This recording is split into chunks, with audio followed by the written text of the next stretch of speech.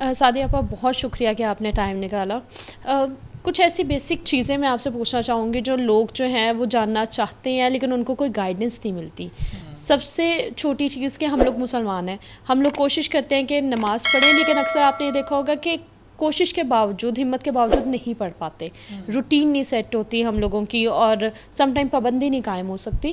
تو آپ مجھے بتائیں کہ وہ ایسا کون سا طریقہ ہے جس سے ہم پنکچوئل ہو سکتے ہیں نماز میں؟ کیا بہت شکریہ. اصل میں آپ کو بتاؤں, بنیادی چیز یہ ہے کہ ہماری خواہش تو ہوتی ہے کہ ہم یہ بھی مانگ لیں, ہمیں یہ بھی چاہیے وہ بھی چاہیے. ایک تو مانگنے کا سلیقہ, اور جس سے مانگنا ہے جو آپ کا رب ہے. اب اس کی ایک چھوٹی سی مثال دیتی ہوں. آپ کے اپنے والدین کے 5 بچے ہیں, 3 بچے ہیں, 4 بچے ہیں, لیکن سب سے زیادہ لاڈلا وہ ہوتا ہے جو فرما بردار ہوتا ہے, سب سے زیادہ حکم ماننے والا. ماں باپ قدرتی طور پہ, حالانکہ ماں باپ کے لیے سب بچے برابر ہیں, لیکن اپنے اخلاق اور کردار کی وجہ سے وہ بچہ ماں باپ کے نزدیک ہوتا ہے.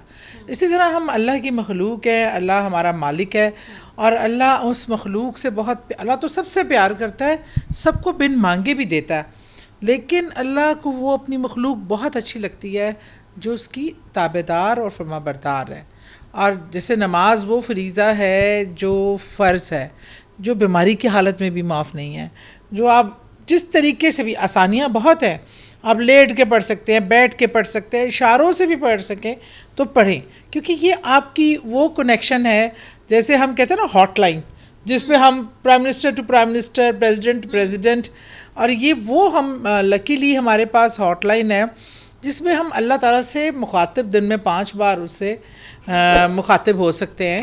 اور اس کا یہ ہوتا ہے واقعی وسوسے شیطان کا, تو کوشش ہی یہی ہے نا کہ آپ کو نماز سے دور رکھے.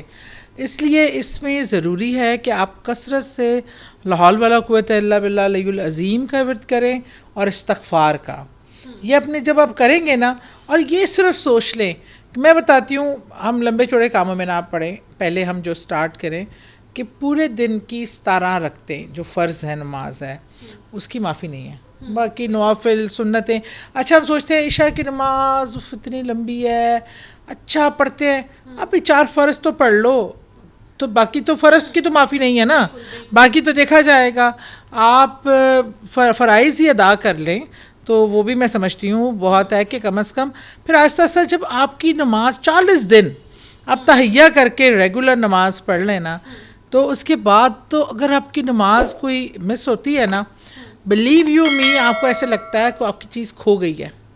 میری جیسے کہیں میں ایونٹ پہ ہوں, کہیں ایسے نماز لیٹ ہو گئی ہے, یا اللہ نہ کرے قضا ہو رہی ہے, تو ایسا لگتا ہے کہ کچھ چیز گم گئی ہے. بے چینی. نماز ایسی خوبصورت چیز ہے اس کو پڑھنے سے, لیکن اس کے لیے آپ استغفار اور لا حول ولا قوت الا باللہ العلی العظیم, اور اذان سنیں, اذان کا جواب دیں. تو جب وہ کہتے ہیں نا حی علی الفلاح کے نماز کے تب آپ لا حول ولا قوت الا باللہ پڑھیں. اس سے جو آپ کو شیطان اس ٹائم بہکا رہا ہوتا ہے, جب اللہ کی طرف سے کال آتی ہے تو آپ شیطان کو بھگائیں تاکہ آپ اللہ کی طرف رجوع ہوں.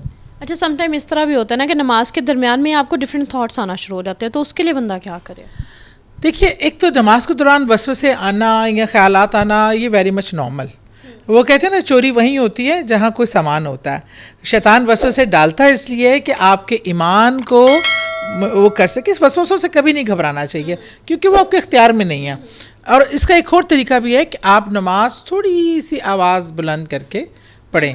آپ پڑھ رہے ہیں, آپ الحمد شریف پڑھ رہے ہیں, تو آپ کا نا آٹومیٹکلی اپنی آواز جب آپ پڑھیں گے, آپ کا پورا فوکس اپنی نماز اور آیات مبارکہ کو, جیسے الحمدللہ رب العالمین رحمان رحیم مالک یوم الدین, اس کو سمجھ کے پڑھیں, تو آپ کو لگے گا آپ اللہ سے مخاطب ہیں. تو پھر جو ہے نا وسوسے آنا بھی کنٹرول. لیکن اس سے گھبرانے کی ضرورت نہیں ہے, یہ اس کی نشانی ہے کہ آپ کے اندر ایمان باقی ہے.